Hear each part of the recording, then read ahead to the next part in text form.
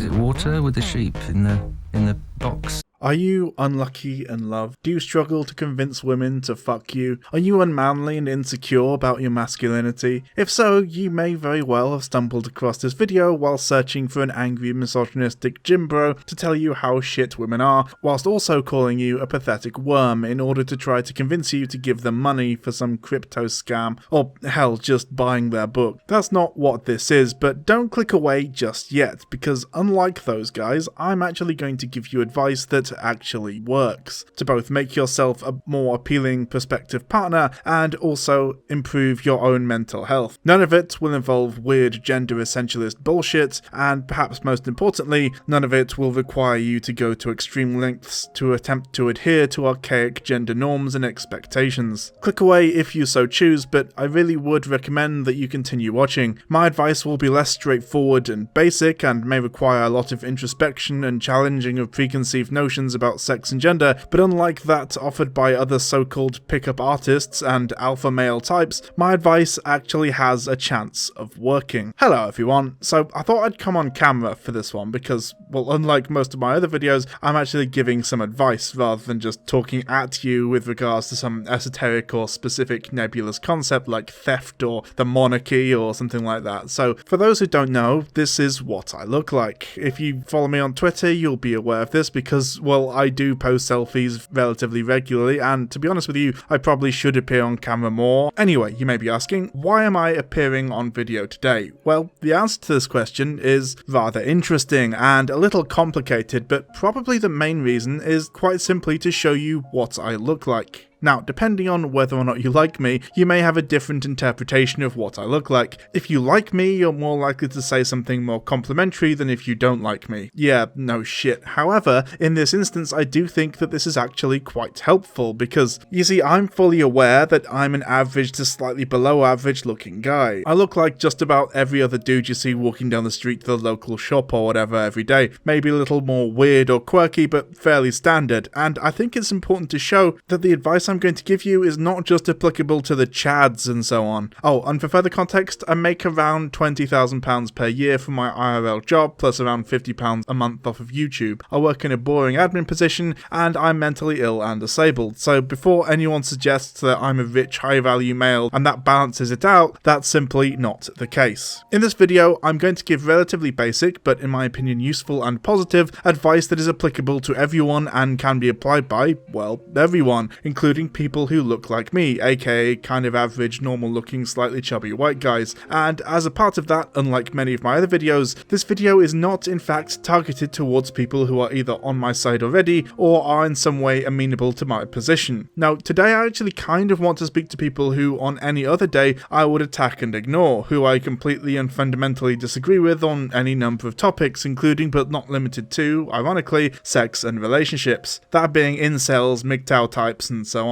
Primarily in this video, I'll be talking about, I guess, the philosophy of dating and the mindset to approach it with before we can really get into specifics that will be covered in future videos. Additionally, I'll mostly be talking about heterosexual dating in this video and probably also this series because dating advice as a genre is consumed by primarily insecure heterosexual men, and most of the most prominent dating advice content creators have done the same, appealing to this vulnerable and easily manipulated demographic. But as we progress beyond the basics, I will start to bring in more queer topics and specifics. Oh, and of course I can't really give advice on how to date men as a woman for a couple of reasons. First, because my advice for dating men begins with download Grindr, and that's probably not very helpful, but also of course I'm not a woman, so I'm definitely the wrong person to give advice from that perspective. Most of the advice I'll be imparting, however, is pretty much transferable and applicable in most romantic setups. This video primarily exists as a reaction to the videos that dominate this kind of genre of YouTube video, that being the relationship advice and dating coach kind of content, and I'm making this series partly because I want to critique them, but also because I want to correct some of what I see as the main problems with this content and the myths and bad ideas that they help perpetuate. One thing I've always found strange about the videos of the pickup artists and the dating advice coaches and the MGTOW people and so on is that most of them are seemingly already quite attractive and successful people, which to me is kind of counterproductive, right? right? Like, why are you taking dating advice from someone who has such a ginormous head start? What this video is not some bodybuilder or fuckboy who wants to give you advice on what they reckon dating is like for the average person. It is an average person giving you advice and telling you what dating is like from the perspective of an average person. However, I must admit that one thing I do have in common with these people is that I am quite successful both sexually and romantically, and this isn't some kind of hollow boast, it's merely me stating my credentials. So, the basics: I'm a 30-year-old man, and currently I have 2 serious sexual and romantic partners. We're polyamorous, it's not like they don't know about each other, we've got a group chat and everything, I promise it's all above board. I've been in and out of romantic relationships for most of my adult life, both long and short term. I was engaged for a while. I don't usually talk this openly about my personal sex life, but my body count, so to speak, is around 30. I've had multiple length relationships, from 4 years being the absolute maximum and between 1 night and 6 months being the minimum. During this time, I've also made a lot of mistakes and had a number of failed relationships, and these experiences have given me, in my opinion, extremely valuable experience and taught me incredibly powerful lessons which heavily influenced both my outlook on life and also, of course, this video series. I may not have published multiple incredibly weird books about how to seduce women or whatever, but, well, you can't really argue with results, and frankly, those people who write books about these kinds of things are really not all that different, with the main difference being that, well, they've written their ideas down. The same goes for YouTubers, of course. I'm no more or less qualified than any of the incredibly weird MGTOW people to give dating advice. The difference is that, until now, I've not spoken publicly about my experiences or given any advice. And finally, I just want to cover why I've decided to make this video. Frankly, I think that I can give better, more applicable and more sensible advice than any of the people claiming to be relationship experts on the internet. And I'm not going to take the seizure of something as fundamental and important as relationship advice and ultimately the practice of love in general from toxic idiots and reactionary weirdos lying down. I will not cede that ground. Nothing I'm saying here is all that revolutionary or new, but I think it's important to put a more reasonable and progressive spin on what is, sadly, often a genre of content dominated by reactionaries, misogynists, and some of the most toxic, unhinged people on the internet. Plus, as a bonus, the advice I'm giving will actually be based on reality, and therefore immediately be much more useful. Turns out, if you don't view the way you approach love and relationships through the lens of weird alpha male bullshit and just open misogynistic fantasy, the advice you give might actually have a chance of being useful. Weird that, eh? Perhaps the dating advice space needs a bit of nuanced and progressive energy, and likewise perhaps leftists and progressives can stop pretending like love and relationships are not important enough to be talking about, especially at a time when more and more alienated people are finding themselves struggling sexually and romantically.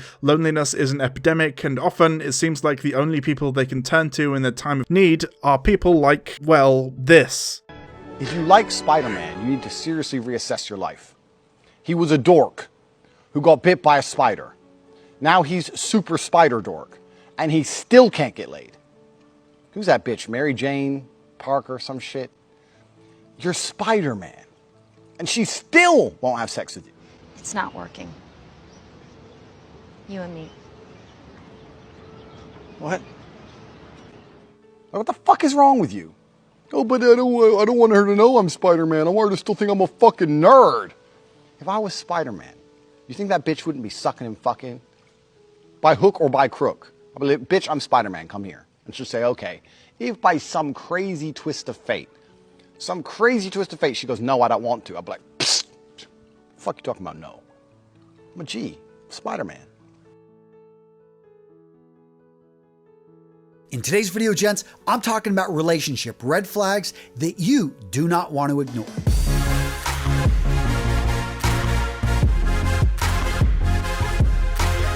So these next 4 red flags are what Professor John Gottman over at the University of Washington calls the 4 horsemen of an apocalyptic relationship. First up, we've got criticism. It's close to midnight. I like the atmosphere, just watching people walk by, life pass by, so to speak.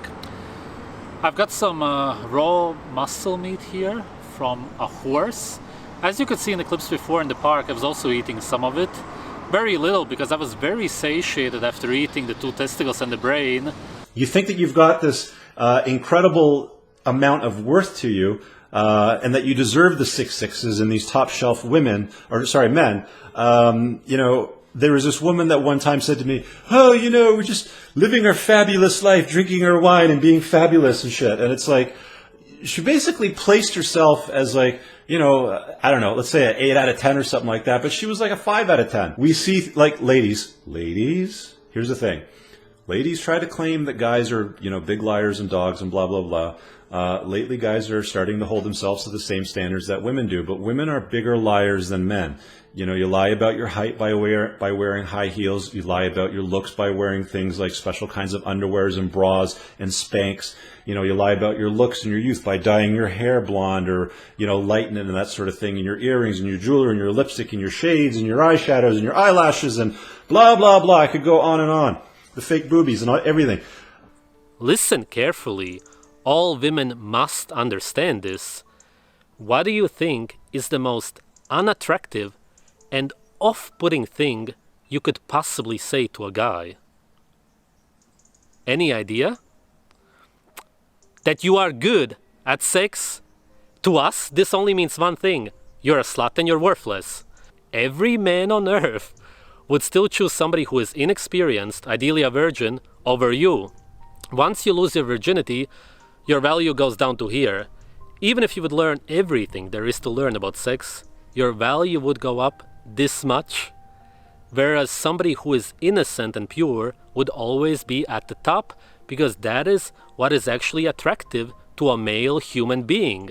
20-year-old men are of low sexual market value, meaning that just the way things are today, women don't want you. Women of 20, 22, you know, young women that are around your age that should be interested in guys their age, they're not. And I say should, but it's not even a should. It makes sense. They're interested usually in older men, right? Maybe guys that are 27, guys that got a little bit more resources than you. So by the time you turn 30, these women that were ignoring you, they're going to start paying attention to you because they already rode the cock carousel. They already had their fun time, their party girl years, right?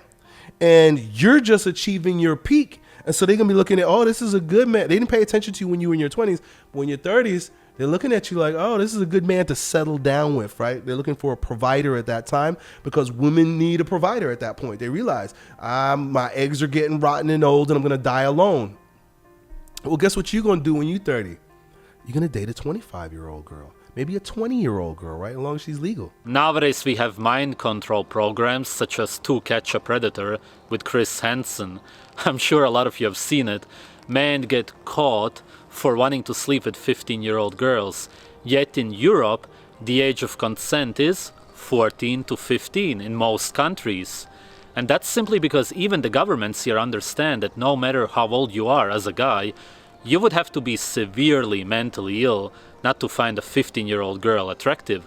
Yet in the United States, you are seen as a monster for having a natural attraction, even though that's only 1 year away from 16, which is legal in a lot of states. A high-value woman is a woman who is ride or die. That's what the whole thing's about since the dawn of time. A high-value woman is this. Me and you are walking down the street together. Some guy tries to take your handbag, I smash him in the face.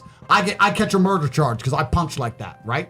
And this is a true story. And she stays with you. And she's in the jail cell. She's there seeing me every weekend for 7 years. She ain't touching another dude. Let me tell you something. Most of what you girls are talk about, I'm horny, I'll go fuck this guy, blah, blah, this shit. Why am I going to catch a murder charge for a chick who's going to go fuck another guy while I'm in a jail cell to protect her life? You guys could say on paper, oh, I want a guy to bring me flowers, all this other shit. No, it doesn't work. Because nice guys finish last for a reason. They finish last because women don't respect them. Women only fuck guys that they respect first. Yep. So that's what it's got to be. So with that said, if I part ways with my resources, time, and attention for free, right, by taking you on these exclusive first dates and you don't even fucking know me, you're not going to take me seriously. That's exactly how men feel about women that give sex away easily. You need to stop having female friends. The only reason that you want a girl as a friend is because you want to hook up with that girl. Stop simping to a girl just because you want to get with her. That's not going to happen, so stop wasting your time. Instead, actually have real friends. Have guy friends. When a girl says, oh, let's just be friends, you say, nah, I got plenty of guy friends. Yeah, no, fuck that. Alright, so let's get into what I would call the basics, but I'm sure some may not see it as advice at all. Regardless, this is important context for what is to come because it is essential essential to make sure that you view sex and relationships in a healthy, well-rounded and balanced way in order to be able and prepared to engage in a mutually enjoyable and healthy sexual or romantic relationship. So for now, let's talk about how to view and think about relationships, sex, and above all, the people we wish to engage with sexually or romantically, and then we'll be able to build on that foundation to give more solid and practical advice. So, that aside, let's begin with... Hey incels, just have sex.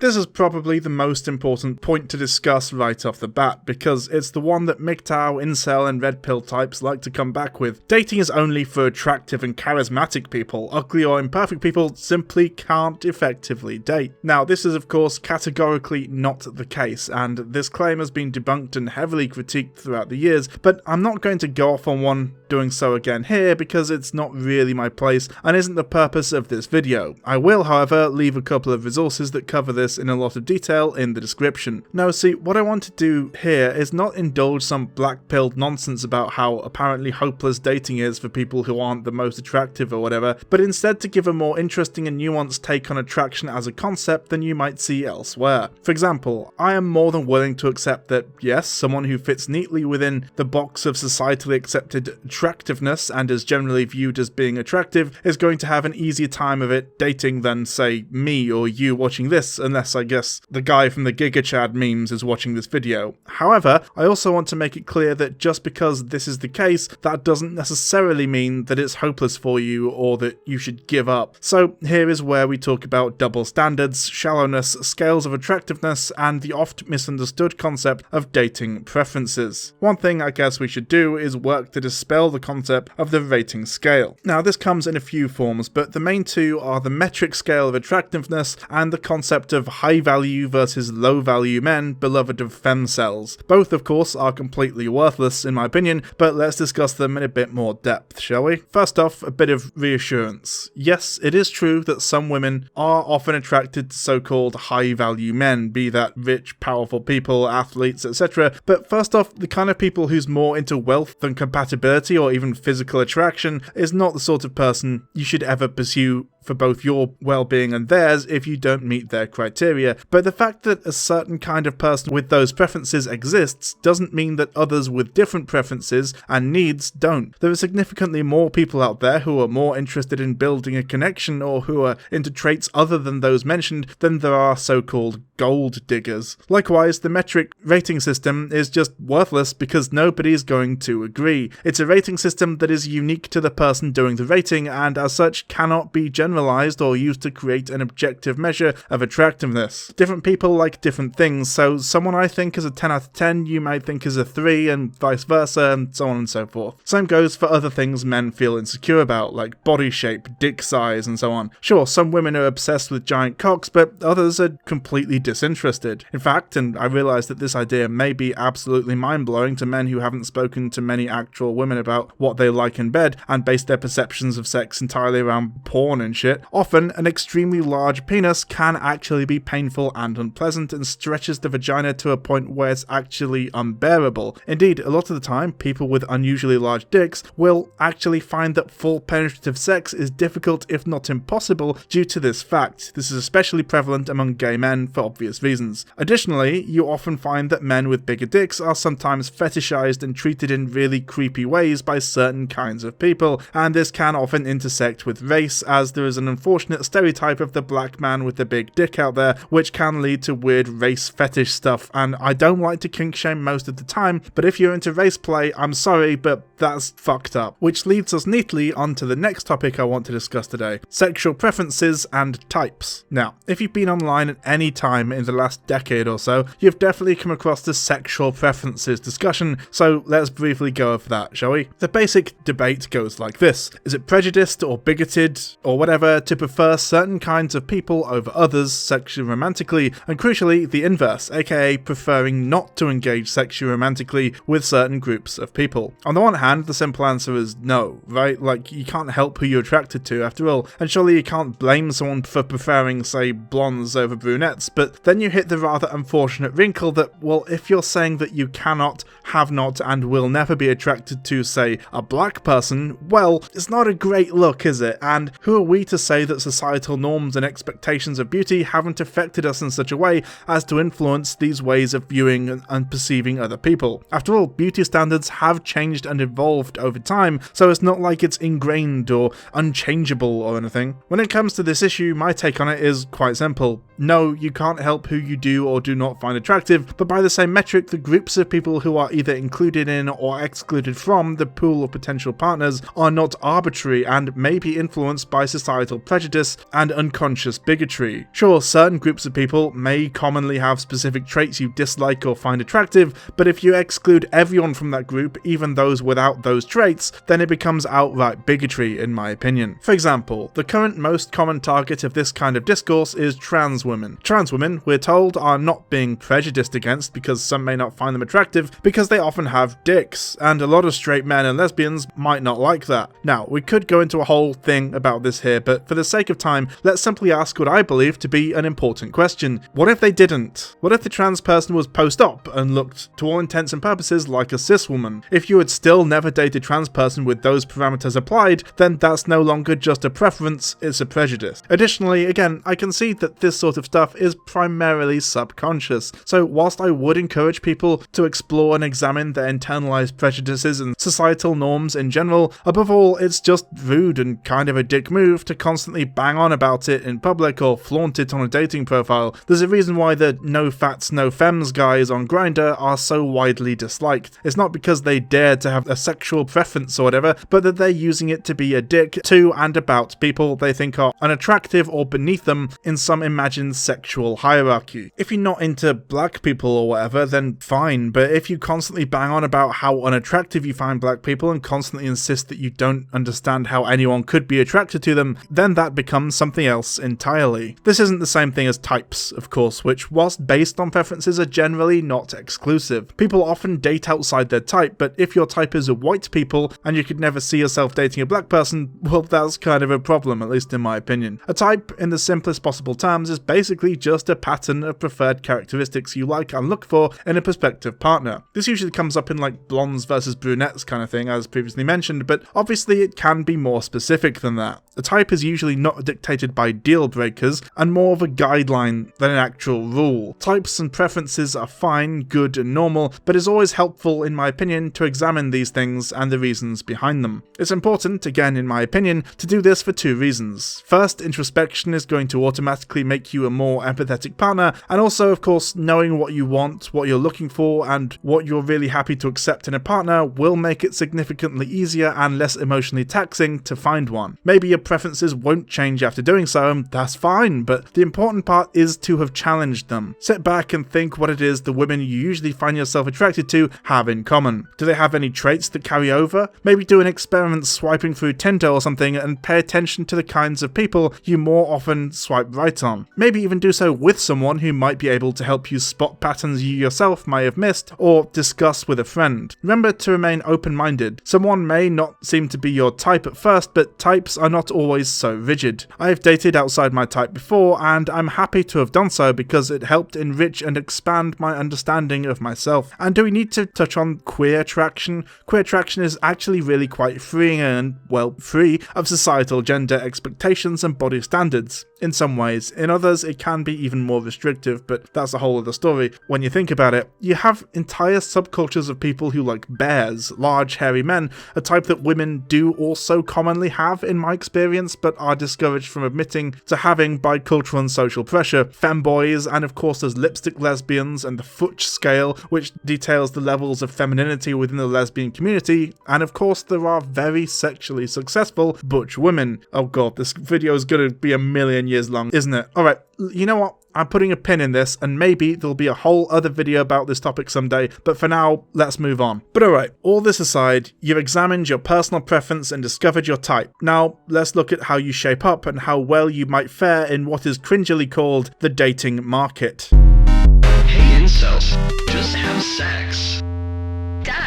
As we've now established, attractiveness is purely subjective, and in my opinion, personal expression is significantly more important than fitting in or being generically attractive or whatever. And let's be honest here, people like quirky partners. In my opinion, self-expression and freedom to explore fashion and expression is way more of a turn-on than following online fashion advice, but apparently I'm in the minority here, and most dainty advice people would disagree. Go on just about every fashion advice blog or forum as a guy, and like 90% of the time the advice will be shit like wear chinos, a fitted shirt, a fashionable haircut, and above all, no graphic t-shirts. And yeah, okay, sure, if you want a uniform to fit in, be inoffensive and bland, sure, but is it really worth it? The thing most advice forums fail to acknowledge is that people are complex and layered, like ogres, and so as a result they go middle of the road, boring and bland, because it's the only universal advice that nobody can object to. I reject this kind of thinking. The only two rules I have are as follows. 1.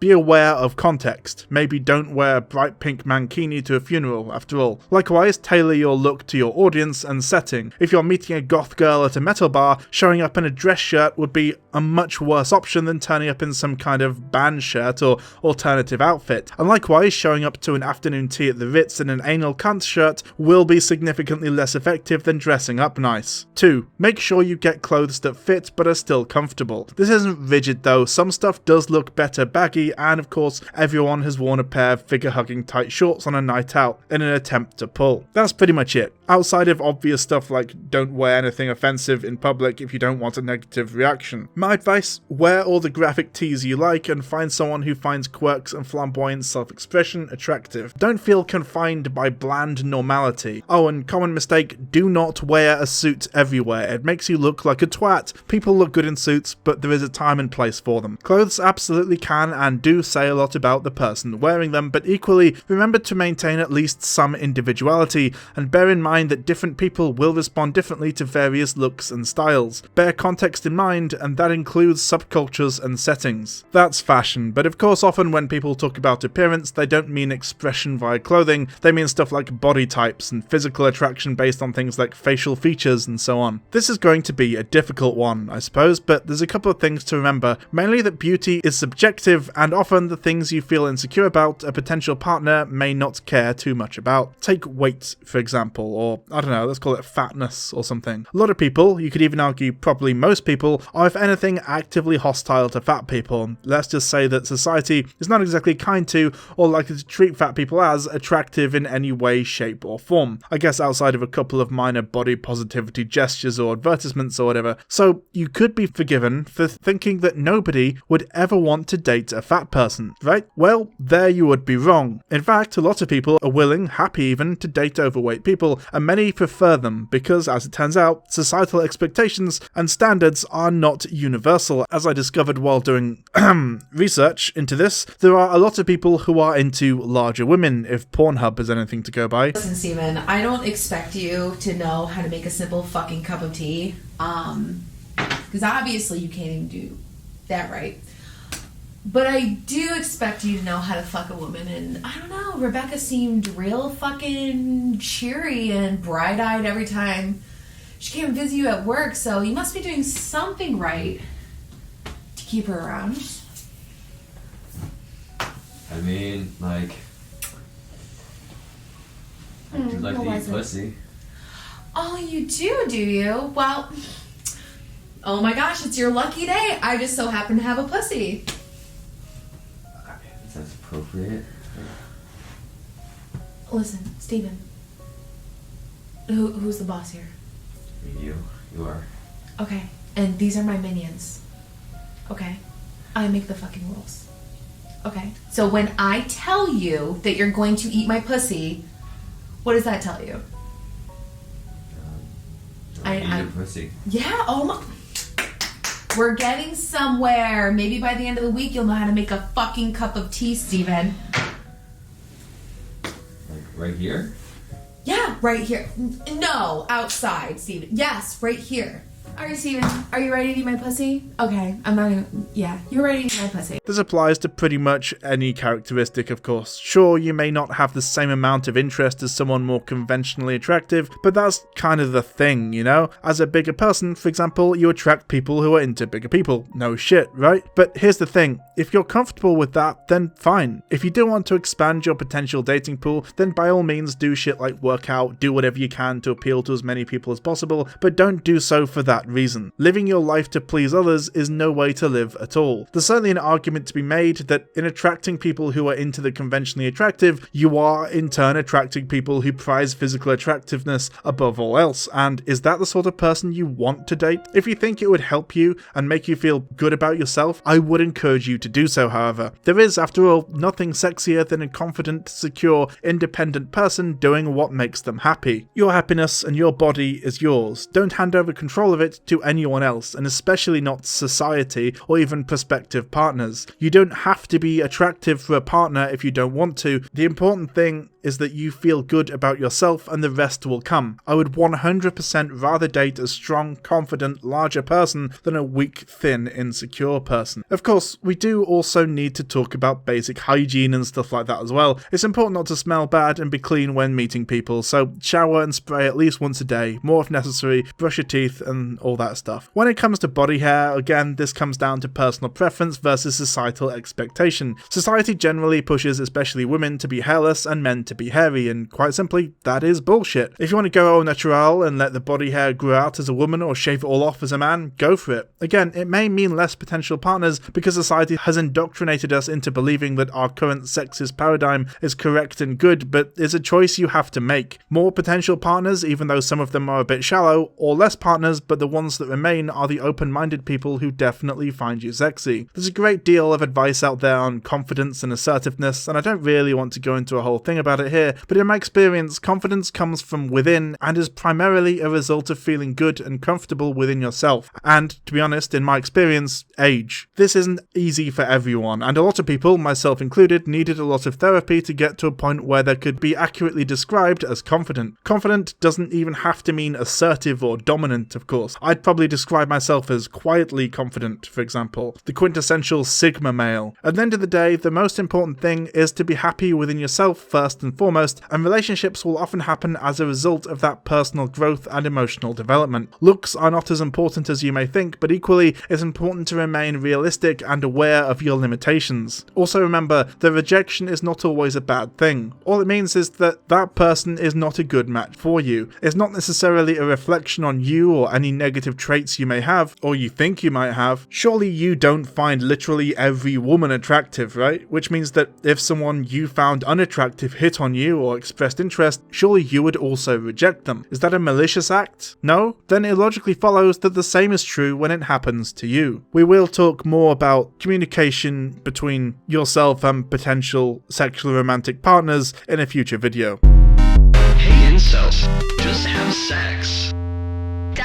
This is probably the most important thing to ask yourself when looking for a partner. Sure, now you know the kind of person you want and the way to present and interact with them, but what is it you actually want your relationship with them to be? This is an important question in my opinion because your strategy and approach will depend entirely upon your intentions. Likewise, if you're looking for sex and don't communicate that, it's a dick move and vice versa. The important thing is clarity, openness, and communication. As I mentioned, we'll talk a little more about this when we talk about communication in general in a future video, but empathy and seeing things from other people's perspective is incredibly important to being able to maintain a fully functional relationship of any kind. So if you're just looking for sex, put that in your Tinder bio, or maybe a little more subtle than that, but make it very clear early on what your intentions are. That way, if you're looking for sex, you can easily filter out people looking for more than that, because they will know to swipe left so as not to waste either of your time. And the same is true vice versa, of course. After all, if you're looking for a fuck buddy and she's looking for a relationship, she's eventually going to be upset that nothing romantic took place. And in all honesty, you're probably going to have to deal with that too, because she's going to start getting attached and trying to act like more of a girlfriend than a fuck buddy, and that's going to get very uncomfortable very quickly if that's not also what you're looking for. What you want in that situation is a person who is also looking for a more casual or primarily physical relationship, because that way your intentions are aligned and you can both focus on that. By the same token, if you're looking for a relationship, don't try to convince someone looking for sex to date you. It almost certainly won't work, and at least one of you will end up getting hurt as a result. This is also why, in my opinion, it's good to talk about the serious stuff early on. After all, nobody wants to find out their partner wants kids after being in a relationship you believe is child-free for years, and vice versa. You constantly hear stories of people, especially women, who feel pressured into having kids by their partners or their family, or even just the fact that the way we as a society often frame relationships assumes that kids are just a natural and inevitable part of life is astonishing, honestly. And here's the kicker: what kind of early life would an unwanted child live? Not a positive one, I would argue. This is just one more example of why we should communicate early on and set boundaries, goals, and expectations before things get serious. Not saying you should give them a CV, but at the very least cover the basics and the most important things, marriage and children being among them. For example, I never want to get married, and I definitely don't want kids, so I make sure that feeling is mutual, because if it's not, that's a relationship that simply cannot last all that long without something giving. And finally, to round off this section, it's important to ask why you're looking for a partner and what you want to get out of a relationship. Just very briefly here, try to avoid using a relationship to fill a void or to fulfill an emotional need you could get elsewhere, and especially don't enter a relationship because you feel it's necessary or expected. It's important to not use a partner as a crutch and as an emotional comfort blanket. A relationship should enhance your life, not become your life. Trust me, I've been there. It never ends well. You're much better off being single and working on yourself, enjoying the freedom that comes along with it, than rushing into a relationship you're just not ready for. Likewise, the reason that a lot of pickup artistry and or dating advice falls flat, in my opinion, is because it approaches the concept of dating as an equation or predictable step-by-step process, and that if you follow specific steps, sex or even love will result, like when you beat a video game puzzle or something. But the reality is that the point of dating is to find someone who wants the same as you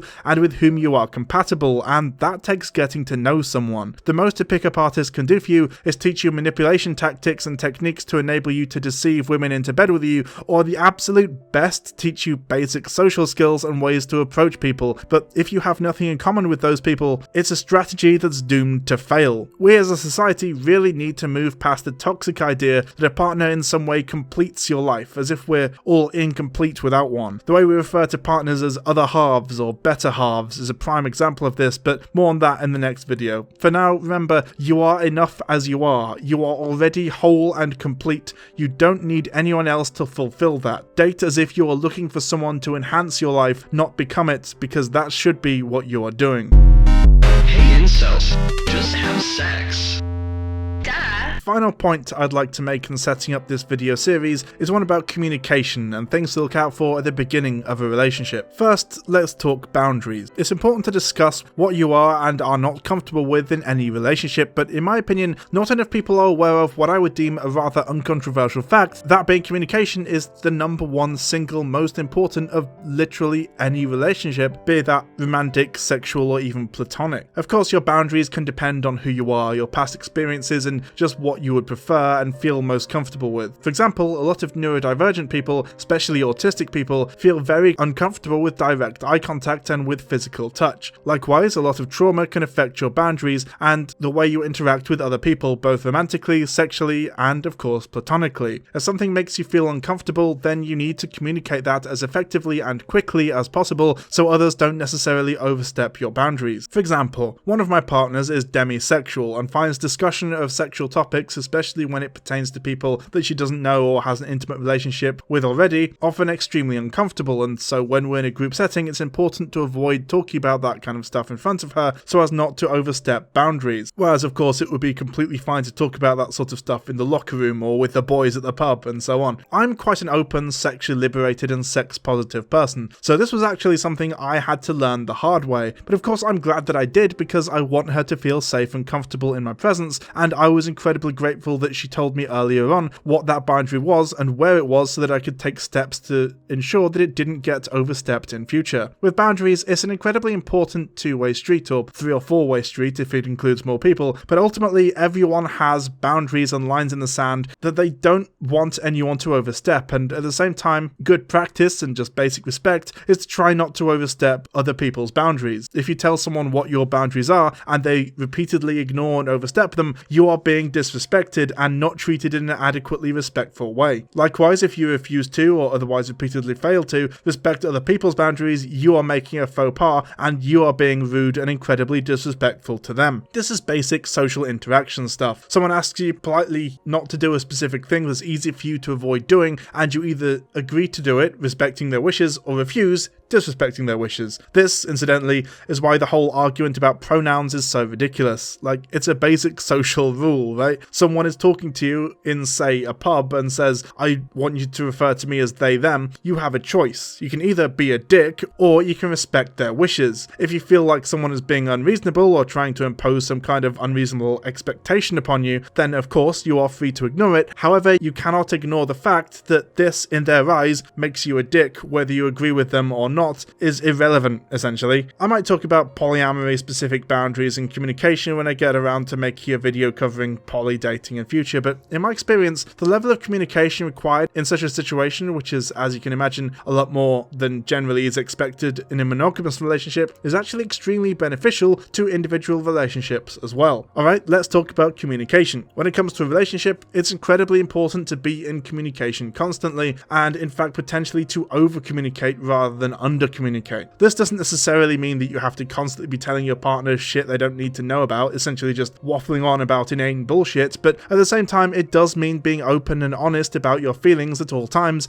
and telling your partner how you're feeling at any given moment. Now, I accept that this is going to be more difficult for some people than others. Some people do struggle with communication, and things like anxiety and neurodivergence are going to make it more difficult to communicate. Indeed, I can actually personally relate to this because I did suffer and do continue to suffer from anxiety, and sometimes communication is difficult, but there are ways and means around it. I'm not necessarily saying that I'm in a particularly healthy place mentally with regards to my anxiety, but I have built up some coping mechanisms, and among those is excessive communication. If you don't necessarily feel comfortable talking to your partner in person or out loud about particular difficulties or issues that you're having, or even just communication in general, there are workarounds. For example, one thing I used to do back when I was incredibly anxious and struggled to be able to effectively communicate in a face-to-face conversation or argument is to write things down. You may have realised that this also carried over to my online content, in that I don't stream very often, I certainly don't do debates, and all of my content is heavily scripted and prepared. If it helps, if you do have something that you need to communicate to your partner and you're struggling to do so face to face, write it down. Maybe have it on a note on your phone or something like that. Now, this advice is actually quite personal for me. I have had relationships end before, almost entirely because I struggled to effectively communicate, and as a result, relationship issues snowballed and were unable to be resolved. Therapy helps, of course, but so does being around people who are emotionally intelligent and in touch with their feelings. Probably the most important lesson I've ever learned is that it's okay to feel feelings and that it is important to share them. A relationship is in essence a partnership between two complex people, or possibly more, and all people are complex. It's essential that everyone involved remains aware of the situation and also any issues that either are already or are likely to become problems in the future. We'll talk about this a bit more when we do talk about bad relationship advice and cliches of the genre, but in my opinion, and certainly in my experience, fights, screaming matches, massive arguments, aggression and so on are not actually as normal as people like you to think. I have had multiple long-term relationships, currently I'm in 2, and I have maintained romantic, sexual and platonic relationships over long periods of time throughout my life, and I've never, or at least very rarely, had a genuine fight, screaming match or anything like that, because I've been able to communicate effectively and calmly with my partners. Of course, obviously, you could argue, and I would be amenable to the suggestion, that I've simply been lucky. By chance, I could have ended up with partners who are more chill, or I myself am a pretty chill guy, or that I've just been with people and that I myself have been particularly conflict averse. And there may very well be some validity to that. After all, I'm generally a pretty chill guy, and in general, I do find myself attracted to people who are also pretty chill and open-minded. However, whilst I've never had a genuine screaming match or anything like that, I have absolutely had some extremely tense, uncomfortable and upsetting arguments. And I'm not going to pretend that I haven't, but in my time dating, there is one theme that keeps popping up whether or not I'm very good at it, and that is quite simply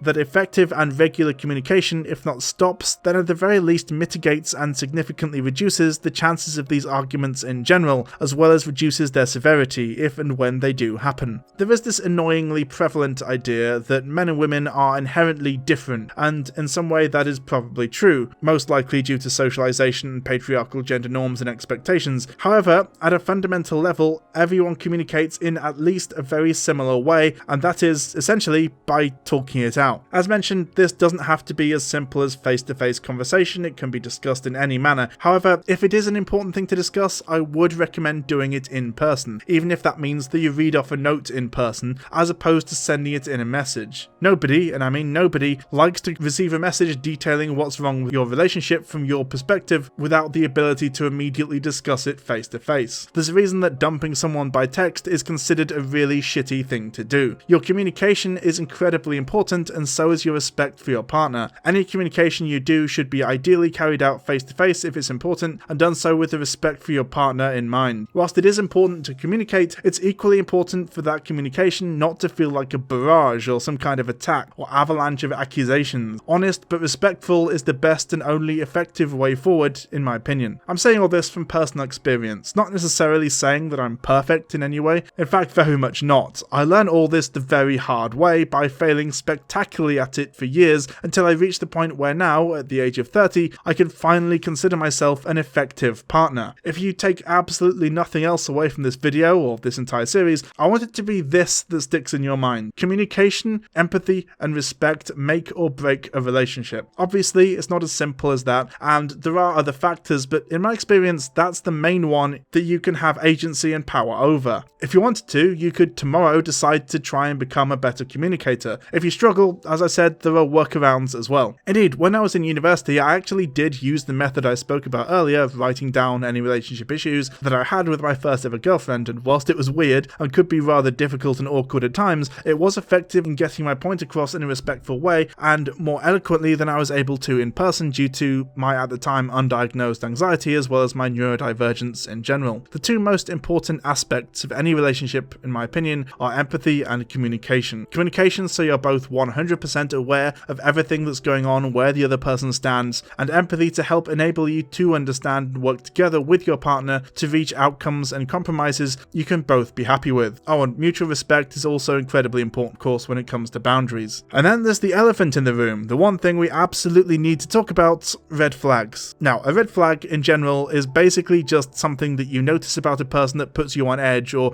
makes you wary of them. This can be something that you noticed in a previous relationship, or something that makes you a little bit suspicious of who that person may be, or maybe some kind of intuition. Generally, it's used to help identify potentially harmful or borderline abusive behaviors or indications of potentially abusive behavior. For example, just off the top of my head, a common red flag often cited by people online is whether or not you have any female friends as a guy. The implication, of course, being that if you don't have any female friends, why is that? And what does it say about you as a person? Is it, for example, because of your values, or because you're simply not respectful of women, or something like that? Now, this may or may not be the case. Of course, a lot of our cultural conditioning revolves around this idea that men and women are polar opposites, and indeed it is quite a common truism that men and women cannot be friends. So, in a sense, it kind of does make sense that people would gravitate to other people of their gender when it comes to social situations. However, if you have no female friends, that does potentially imply that you don't value women outside of sex to certain people. Red flags are inherently subjective and not actually really based on anything empirical. They're more based around stereotype and negative past experience. For example, my girlfriend, the other girlfriend, the one that's not demisexual, has a list of potential red flags and things to avoid in a future partner, one of which is, of course, don't drive a BMW,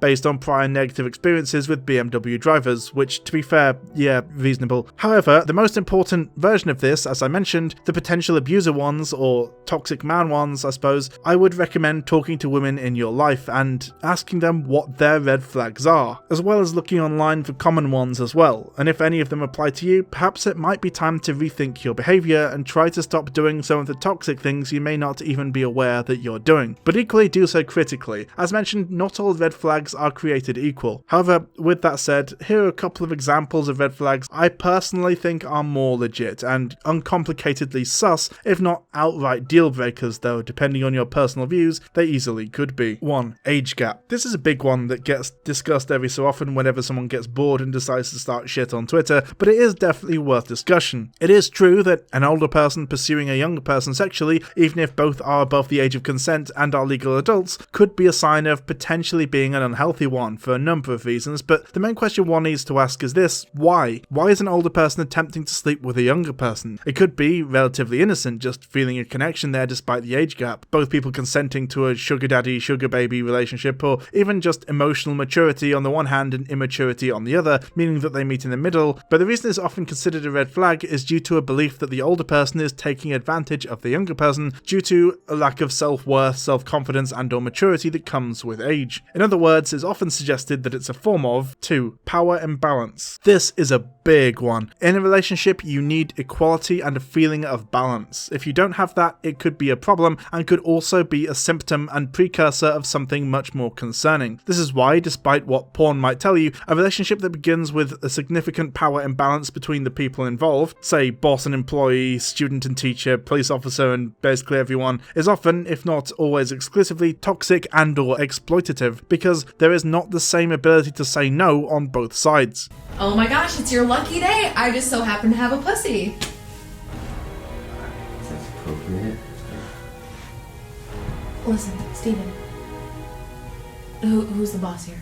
After all, if your university professor comes onto you, he could potentially make or break your academic career based on your reaction. Ditto for your boss, and as for the police, well, let's just say that if you've been arrested, if you're in prison and one of the cops holding you makes an advance, even if you do refuse, who would believe you? Slave owners used to have sex with their slaves, occasionally not violently or forcibly, but if you're legally someone's property and you have no rights, can you really be said to have any ability to consent whatsoever? You certainly can't realistically exercise a lack of consent. This is an extreme example, of course, but in my opinion, a pertinent one. The power and imbalance between worker and boss is significantly lower than that between master and slave, but perhaps not as much as you'd think. If you've got kids to feed and your boss comes onto you, there is potentially an implicit threat there. If you turn the boss down, what happens to your job? You have significantly less freedom to refuse than if it were the other way around. 3. Codependency. A relationship, as I've stated multiple times already, and will probably do so many more times throughout this series, should be a positive and important addition to your life, but it should not become your life. You need to have some independence too, and as I've learned the hard way, making someone your everything means that if it goes south and you lose that person or relationship, well, then you lose everything, and you yourself without the other person are nothing. That is what codependency is. It's good to have someone to rely on and trust, have them be a big and important part of your life, but no one person should be your everything. If nothing else, that's exhausting and puts a lot of pressure on your partner. 4. Excessive jealousy. Jealousy, I've heard it said, is both natural and normal, a perfectly healthy, ordinary part of love and relationship. This may be true for some, but not all people. Obviously, I'm polyamorous, so I don't experience jealousy in the same way, and for me, I'm more concerned about betrayal of trust than I am bothered by my partner sleeping with other people. Regardless, jealousy is common, if not universal, and isn't necessarily a problem in a relationship if it's mild and can be discussed and resolved calmly and reasonably with everyone's feelings being considered. But there does come a point where a quote-unquote healthy or normal amount of jealousy becomes a toxic and unhealthy obsession that can lead to things like paranoia, controlling behavior, and so on. If a potential partner has a problem with you being friends with specific people or being friends with other men in general, that's toxic as fuck and completely unacceptable. 5. Incompatible views and values. This isn't necessarily a huge problem 100% of the time, but where your views clash over important, deeply held philosophical beliefs, it's important to remember that sometimes these views can be so at odds that they reflect completely opposing life values. This is the classic, so you would end a relationship over a difference of opinion bullshit, beloved of people who either have or are okay with extreme and disgusting takes on marginalized people and groups. Obviously, the most extreme example of this is to ask whether you would date, say, a white supremacist if they were otherwise a kind, thoughtful person. If so, Jesus Christ, what the fuck is wrong with you? And if not, well, then I guess we agree that relationships can end over differences of opinion when it comes to, for example, LGBTQ+ people or the Jews. So now let's say that you're either LGBTQ+ or an ally, and you go on a date with someone who halfway through goes off on one about trans people, and you're the sort of person who is generally pretty pro-trans liberation. That's perhaps an indication that this person may not be a great match for you, and if they're willing to just come out with this on a first date, what views are they less likely to talk about so quickly? Another big example of this is to look out for strict adherence to traditional gender norms. After all, if that's not a lifestyle you want to live, that's a serious incompatibility right there. Likewise, to protect yourself, I would recommend looking up red flags pertaining to any gender that you may be attracted to and looking out for them in potential future partners. Now, this isn't necessarily to say that everyone who has a red flag trait is necessarily going to be some kind of toxic abuser, though this is a common misconception. A lot of online articles about red flags seem to conflate red flags with abuse and put shit like gaslighting, which is literally a form of emotional abuse, on there. But at the same time, if these traits keep cropping up again and again in potentially toxic and abusive people, then it's certainly something to look out for. An example of this that applies to me is an experience that I had about a year ago now, where I met a guy on OkCupid who mentioned in his profile that he was a big fan of Buck Angel. Now, this is an example of incompatible views and or values, and I see that in retrospect, but I didn't necessarily think much of it at the time because, well, as controversial and as terrible as Buck Angel is nowadays, he is well known for his history of activism within the trans community, and it was a red flag that I ignored. I should not have ignored it. He was a shithead. Oh, and one final thing about red flags, they're cumulative. 1 or 2 red flags isn't necessarily always enough to mean anything, though they can be, but a lot of them, well, that might be more significant. Hey incels, just have sex. Ha! Caught you out there, didn't I? Now you have to learn some gender theory, bitch. Alright, maybe that's a bit of an exaggeration, but in my opinion, in order to date, or hell, even in order to just be emotionally healthy, it's important to examine and explore our expectations and perceptions of gender and gender roles. Indeed, gender roles, along with unrealistic beauty standards, are probably where a majority of relationship-based insecurities originate, in my opinion. In short, it is my belief that before we can fully understand relationships and the way people of all genders interact, we need to understand both gender and sexuality, at least up to a point. See, we've reached a point now where it's not as easy to say that the purpose of a relationship is to have fun and share good times with the person who brings you happiness and or joy, because now we've basically decided that relationships should be a certain way, and honestly, telling people that they should be a single specific way is just fucked up. And in my opinion, we are seeing the inevitable results of that now as the incel movement has arisen and unprecedented amounts of women are unhappy in relationships. Women, we are told, should be feminine, meek, and do the household chores and raise the children, and men should be strong providers, breadwinners, stoic, and so on. Nobody enforces these rules for the most part other than socially and through peer pressure, but ultimately this is where we are, and in my opinion, these expectations are extremely harmful. For a start, what happens if you don't want to adhere to these expectations? Well, the consequence is that you suffer socially and often romantically, because a lot of people will simply reject or refuse to engage with a person who doesn't adhere to these stereotypes because we've been told that this is the way things must be. Relationships have in many cases over the years been reduced to roles people carry out of a sense of duty rather than something they actually choose or want to do. In essence, whilst we may have got rid of arranged marriages or marriages over property, in my opinion, we're still often stuck in romantic situations primarily out of a sense of expectation and duty rather than love. Take polyamory as an example here. Now, I am poly, and I was only able to explore and understand this when I met someone else who explained to me that it was a valid option for me as they were currently living that same lifestyle. The same is true, of course, of LGBTQ+ people who may not realize who they are or what the feelings they're having may mean. How many more people like me who have yet to discover who they are and why monogamous relationships make them so unhappy are out there? How many will simply never discover that part of themselves? And how applicable is this to people across the LGBTQ+ spectrum and beyond? Here's my advice: untether yourself from the oppressive norms and expectations placed upon you and your relationships. Let go and become wind or something. Let go your earthly tether. Enter the void, empty, and become wind.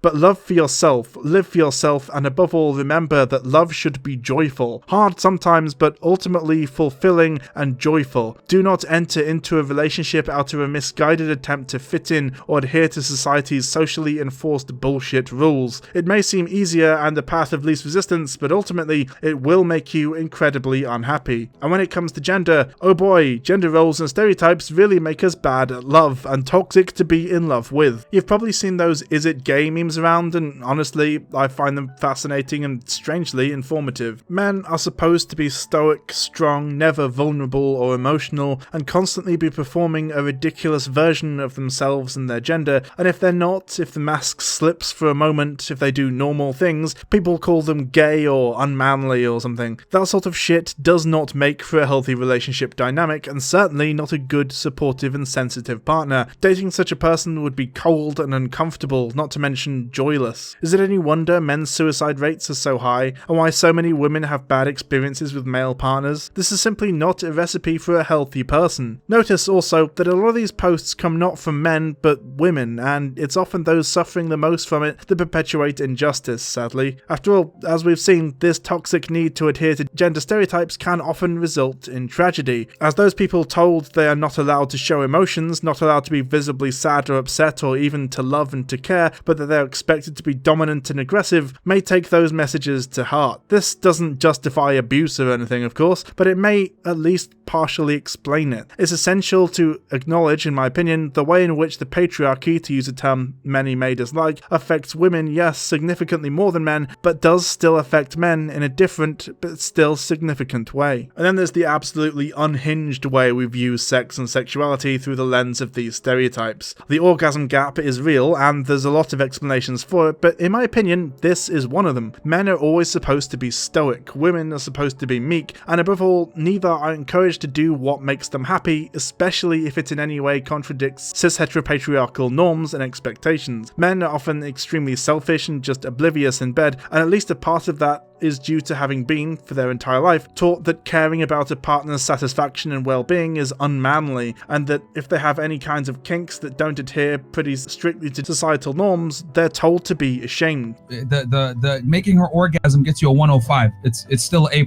no matter what, but it's irrelevant, is what I'm trying to say. Kinks in general are often viewed as shameful, and I just think it's extremely dumb. Who fucking cares what you get up to in your own time and space, as long as it's not hurting anyone? This is also why so much transphobia and or homophobia comes from hypermasculine heterosexual men that view their sexuality in very specific ways and are offended by and incredibly insecure about any potential challenges to or refutations of these rigid but arbitrarily drawn lines between men and women, hence fucked up shit like the gay or trans panic defense.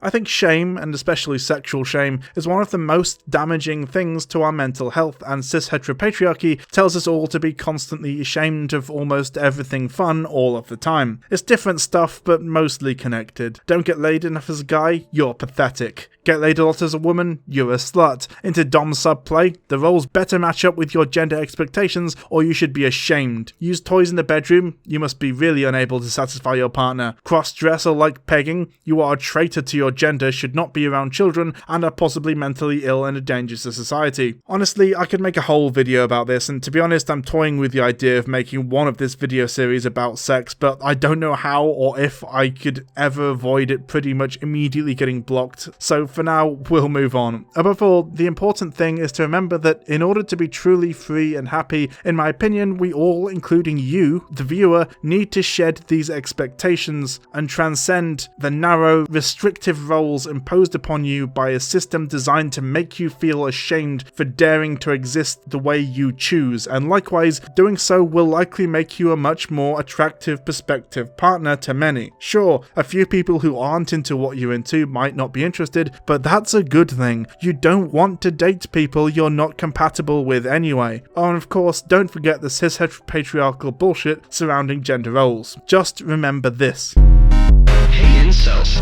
just have sex.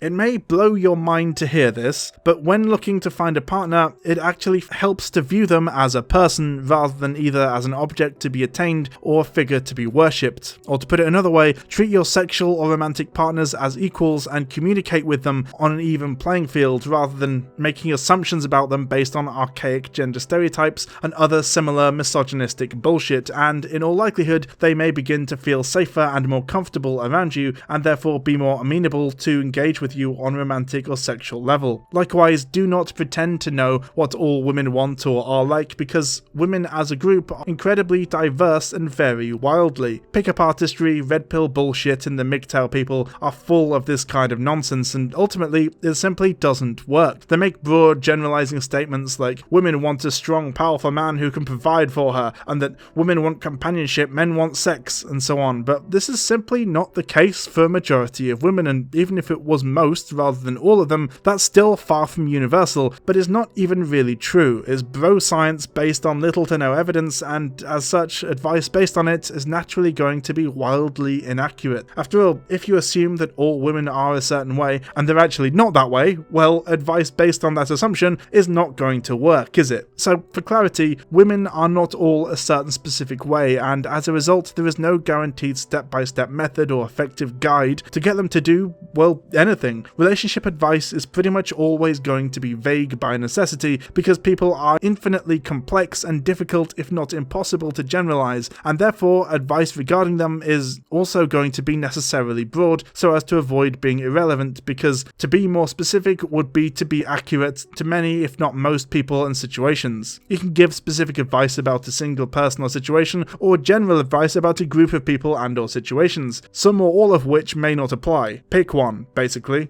So that's why I sat down and had this conversation. I'm not here to degrade you. So when you make comments, I'm saying when you make comments like, oh yeah, no women are special. So no woman is special, but yet you guys have a whole podcast dedicated how to get women just for sex. That's all you guys are. So you're saying men are just limited to just sex. That's all they care about is sex. Yes or no? That's all you guys care about. There's no emotional need. It's just my dick, cum, sex. I want a hole. Wow, you are triggered, man. That, as I see it, is the basics. The most simple, fundamental parts of dating you need to grasp before we can start being more specific and tackling more complex situations and giving more tangible advice. Before you can run, you have to learn how to walk, and in my opinion, learning how to best view and approach relationships as an idea, as a concept, is the first step in the long process that ideally ends with being or becoming good at dating. I know a lot of people will watch this video or this series and reject its premise. They'll insist that actually the only way to attract a woman is to be conventionally attractive or rich or in some way high value, because women are only attracted to the alpha male chads or something. But I've got to tell you, that's simply not the case in my experience. Above all, we need to be clear and aware of who we are, what we want, and ultimately what we're looking for in a partner, or even what we expect to get out of a relationship. Once you work that one out, the whole dating experience just gets much better for everyone involved. Oh, and remember the importance of boundaries and communication. Look into and potentially change any toxic or unhealthy behaviors in yourself and look out for them in others. Talk more openly and freely about sex, love, and relationship. And finally, and most importantly, look after yourself and have fun. See you again soon, friend. A wank, I think. Thanks so much for watching, everyone. Sorry I've been away for so long. I've just got a lot of IRL stuff going on right now, so my video production will be slowing down, and has been slowing down for quite a while. Also, as I mentioned in my previous video, I've basically just decided to take a step back from YouTube and do it mostly as a fun hobby, where I upload every so often when I want to, as opposed to keeping to any kind of schedule or expectation or anything like that. And I'm focusing mostly nowadays on longer form documentary style videos. So I am working on a a documentary style thing about ghost hunting that should be coming out relatively soon. And I hope you enjoy that. In the meantime though, I am going to be working on this series and potentially some other videos depending on whatever strikes my fancy or annoys me that I feel the need to talk about going forward. And I hope you're here with me on the journey. And if not, again, that's cool. I've decided that I'm fine just coasting along at my current rate on YouTube and just kind of doing this for fun, you know? But of course, I'm eternally grateful for my patrons who help me to pay my bills each month. As I mentioned earlier in the video, I don't have a great job, so I don't have an amazing, huge amount of money, so I really do appreciate everything that I get over there. So today, I'd especially like to thank Elise the Mighty She-Beast, Aride, Deckard, next we have Ryan, Brian, The Bulk, Tom Newport, Blues, Caleb Shipley, Felix Sanguis, Klaas Strupp, Nanzakambe, Red Flettons, Shield Thaden, and Susie M. All those people are people who donated more than $2 a month to me. If you want to join them, feel free to follow the link in the description or on screen, or you could donate $1 or more to me and your name will appear in the credits like this. There are other tiers which you can explore on the Patreon as well. Thanks so much for watching, everyone. I hope you have a good one, and I hope this was at least helpful to some of you. Bye!